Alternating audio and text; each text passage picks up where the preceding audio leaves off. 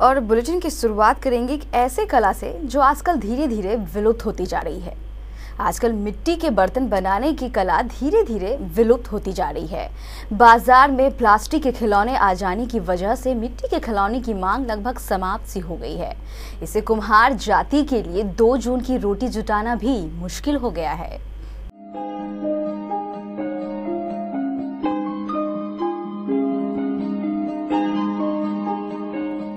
हमारी कई परंपराएं और कलाएं ऐसी हैं जो धीरे धीरे विलुप्त होती जा रही है। कुछ तो आधुनिकीकरण की वजह से और कुछ हमारी लापरवाही और व्यस्तता की वजह से। इन विलुप्त होती कलाओं में एक कला है मिट्टी के बर्तन और खिलौने बनाने की कला। हालांकि यह कला बेहद अद्भुत है, बावजूद इसके आज इस कला के कदरदान नहीं मिलते। कुम्हार जाति की यह कला न सिर्फ हमारी प्राचीन धरोहर है, बल्कि इससे कुम्हारों की आजीविका भी चलती है। लेकिन आज इनके बनाए मिट्टी के बर्तनों और खिलौनों की मांग समाप्त सी हो गई है। कारण प्लास्टिक के खिलौने और आज का आधुनिकीकरण। आया ने खिलौना वाला खिलौना लेकर आया। शायद अब ये बीते दिनों की बात है जब गली मोहल्ले में ये गाने की धुन सुनकर बच्चे झूम उठते थे। लेकिन अब इस खिलौने का अवशेष मात्र कुछ ही अवसर पे जैसे मेले में दिखाई देता है। जिस तरह पक्षियों की कुछ प्रजाति लुप्त हो रही है, इसी तरह ये जाति अब हमारे देश से लुप्त होती जा रही है।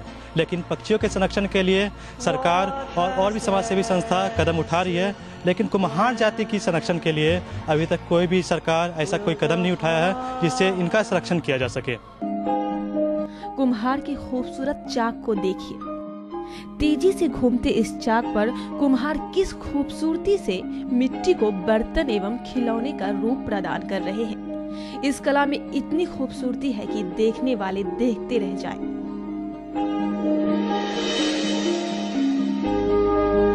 अपनी इस खूबसूरत कला से कुम्हार बर्तनों और खिलौनों पर एक से एक कलाकृति बना देते हैं। इसके बावजूद भी आज हमारी ये पारंपरिक चाक कला विलुप्त होने की कगार पर है। कुम्हारों के लिए तो भूखों मरने जैसी नौबत है। इनकी आजीविका का एकमात्र साधन जो खत्म होने पर है, और ऊपर से कोई सरकारी सहायता भी नहीं। पहले सरकार जो उन्हें मिट्टी के पावदान के ऑर्डर देती थी, अब वो भी नहीं देती। भला इनका जीवन यापन कैसे हो, इनकी आजीविका कैसे चले? कहीं ना कहीं से आधुनिकीकरण में हमारी पौराणिक सभ्यता और संस्कृति के प्रतीक ये कुम्हार जाति लुप्त होते जा रहे हैं। जरूरत है स्थानीय समाज सेवी का, जरूरत है यहाँ के स्थानीय एडमिनिस्ट्रेशन में कि ये कुछ ऐसा कदम उठाए जिससे ये लोग फिर से हमारे समाज से जुड़े, हमारा धरोहर बने। वो तो धन्य हो देश की संस्कृति का, जिसके कारण इन्हें साल में 1 आध महीने मूर्ति बनाने का काम मिल जाता है, ज्यादातर सरस्वती पूजा और दुर्गा पूजा के अवसर पर। अगर कुम्हार की बात की जाए तो कुम्हार पहले मिट्टी लाते हैं, उनमें से मेहनत से चिकनी मिट्टी का निर्माण करते हैं, उससे कंक्रीट ईंट पत्थर को अलग करते हैं, उसके बाद अपने परिश्रम और कला से उसे एक नया रूप देते हैं। अगर अभी की बात की जाए, अभी इतनी ठंड है, इतनी ठंड में सभी लोग अपने घर में रहते हैं और कुम्हार को देखा जाए तो कुम्हार इतनी ठंड के बावजूद भी अपने मेहनत से किसी चीज़ का निर्माण करते हैं, इतनी ठंड होने के बावजूद भी। पहले देखते थे कि गाँव मोहल्ले में खिलौना वगैरह बिकता था मिट्टी का, अभी नहीं बिक रहा है। इसका कारण क्या मानते हो? प्लास्टिक सामान निकल के एकदम बर्बाद हो गया। हम लोग एकदम हालत खराब हो गया हम लोग को प्लास्टिक चलते तो सब चीज़ के लिए। अच्छा, सरकार के तरफ से कोई भी मतलब किसी तरह का सहायता नहीं की जा रही है? सरकार तरफ से कोई चीज़ का सहयोग नहीं है, न सहायता भी है, कुछ नहीं है। फिलहाल ये कुम्हार आगामी 24 जनवरी को मनाई जाने वाली सरस्वती पूजा को लेकर मां सरस्वती की प्रतिमाएं बनाने में व्यस्त है।